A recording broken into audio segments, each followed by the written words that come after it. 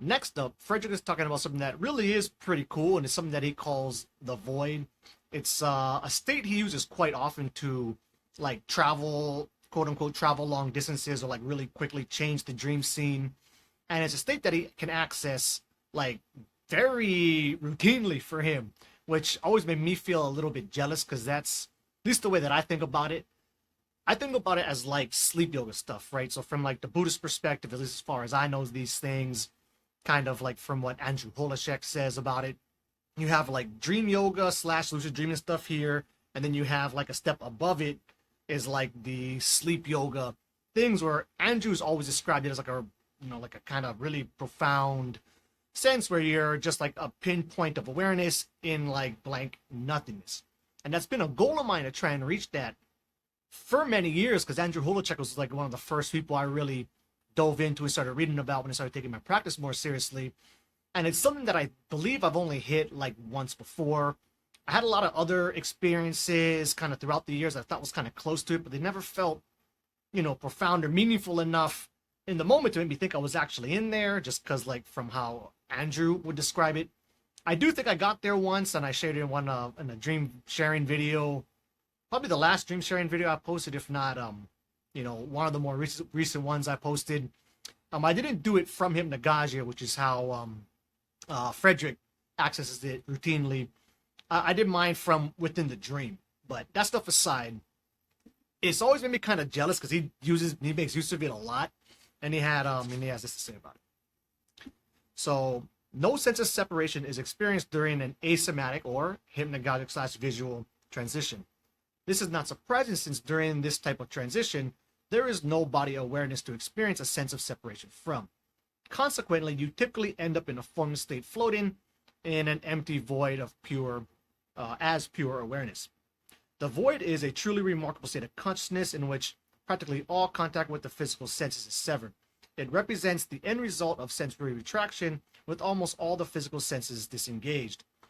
This is kind of side point, but at the most, the auditory senses may still be partially operational, with sounds from the outside perceived as a muffled and distorted format. Otherwise, all contact with physical senses has been lost, providing you with a great deal of freedom to move wherever you want, right? Because he would use it to travel long distances. One of his early examples, he like used it to try and cross like the Atlantic Ocean to go like check out his girlfriend at the time, where she was like in a house full of vampires and shit. Again, go back to one of my older videos if you want to see the explanation of that. But I just thought that was really cool. So he enters the void space a lot. That's something that I've barely ever been able to reach, where I really think I truly got there. Something else that this made me think of, and this just happened to me last night of all things. So I was having a lucid dream. It was later in the night slash early morning, so I knew it was about time to wake up. I'll save you the details of it, but it was a pretty stable, a stable lucid dream. And what I was doing at the time is I was going around like talking to dream characters, trying like to interview them and shit, and find out where they came from and what they do and if they represent anything. And well, I'll share this part. So this is like right before I was getting up. So then as I'm doing this, and I've already been keeping the dream together, for a decent amount of time, like 10, 15 minutes worth of it kind of breaking down and me just kind of keeping shit going to explore the space some more. And then I see a dream character who looks like Will Smith. And that just caught me off guard because, I don't think of Will Smith very often. Granted, he did slap Chris Rock relatively recently, and just last night they had that one dude who rushed Dave Chappelle on stage, and then Chris Rock finally came up and made a little joke towards Will Smith.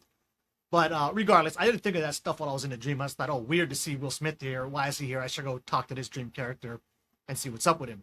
So as I'm doing that, the dream is starting to break down more and more consistently as I keep kind of trying to prolong it to stay within it.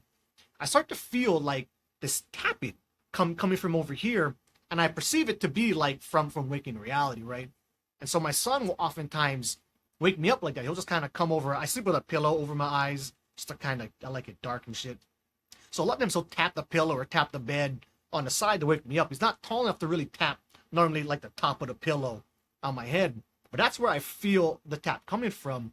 I remember thinking like, oh, that's kind of weird. Like, I wonder if he's trying to wake me up. I knew it was about time for him to be getting up because it was, close to wake up time anyway. But I thought the placement seemed weird. but I also wanted to stay in the dream and talk to this Will Smith character, right?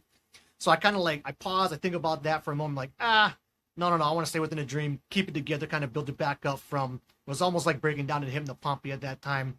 And there was a pause in the tapping also.